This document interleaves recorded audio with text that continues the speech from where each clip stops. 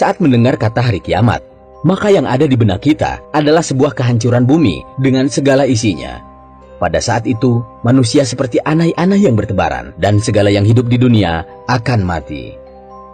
Ketika sangkakala ditiupkan oleh malaikat Israfil, maka seluruh semesta beserta isinya akan lenyap seketika. Bahkan malaikat Israfil yang akan meniupkan sangkakala itu pun akan binasa. Meski terjadi kehancuran yang tidak bersisa, namun ada hal-hal yang dalam kekuasaannya tetap utuh. Berikut diantaranya. Surga dan neraka. Jika sangkakala ditiupkan, ternyata ada yang tidak hancur, yakni surga dan neraka. Dalam hal ini, Allah Subhanahu wa Ta'ala telah menyatakan kekekalan surga dan neraka dalam banyak ayat di Al-Quran. Salah satunya dalam Quran surat Hud ayat 106 sampai 108 yang artinya, adapun orang-orang yang celaka, maka tempatnya di dalam neraka. Di dalamnya mereka mengeluarkan dan menarik nafas dengan merintih. Mereka kekal di dalamnya selama ada langit dan bumi, kecuali jika Tuhanmu menghendaki yang lain. Sesungguhnya Tuhanmu maha pelaksana terhadap apa yang Dia kehendaki. Adapun orang-orang yang berbahagia, maka tempatnya di dalam surga. Mereka kekal di dalamnya selama ada langit dan bumi, kecuali jika Tuhanmu menghendaki yang lain, sebagai karunia yang tiada putus-putusnya.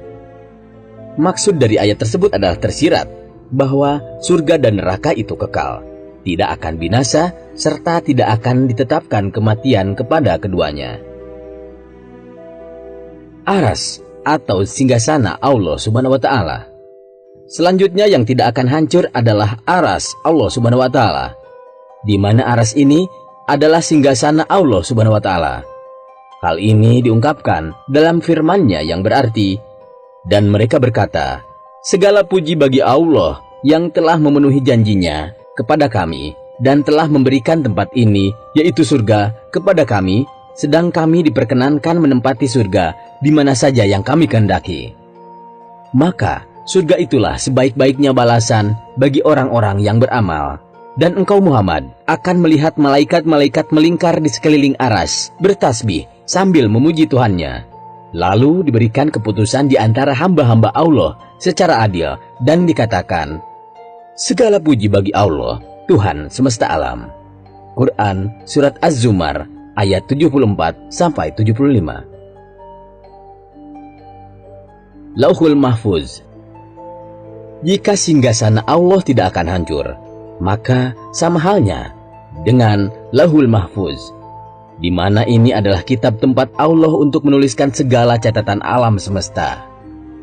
Adapun nama lain Lauhul Mahfuz dalam Al-Quran yaitu Ummu Al-Kitab, sebagaimana yang telah dikatakan Allah yang artinya, tiada sesuatu pun yang ada di langit dan bumi, melainkan terdapat dalam kitab yang nyata, yaitu Lauhul Mahfuz.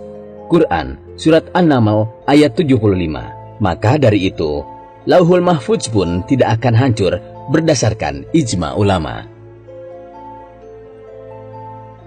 Kalam atau pena.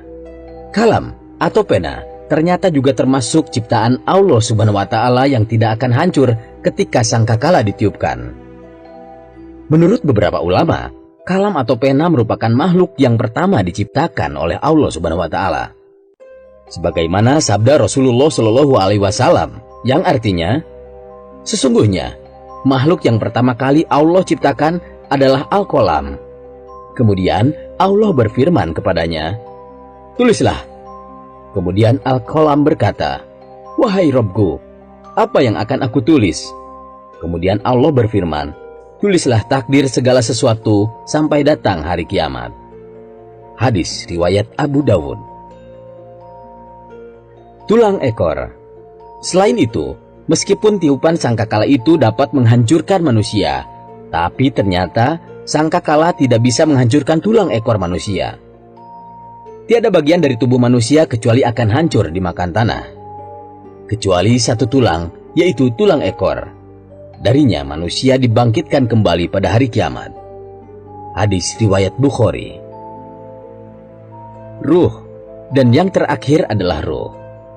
Ruh ini tidak akan hancur atau binasa saat sangkakala ditiupkan. Karena makhluk yang binasa di saat itu akan dicabut ruhnya dan meninggal, dan kemudian ruh ini akan dikembalikan ke jasadnya di saat hari kebangkitan. Hal ini disepakati para ulama bahwa ruh tidak akan hancur saat hari kiamat datang. Wallahu a'lam bishawab.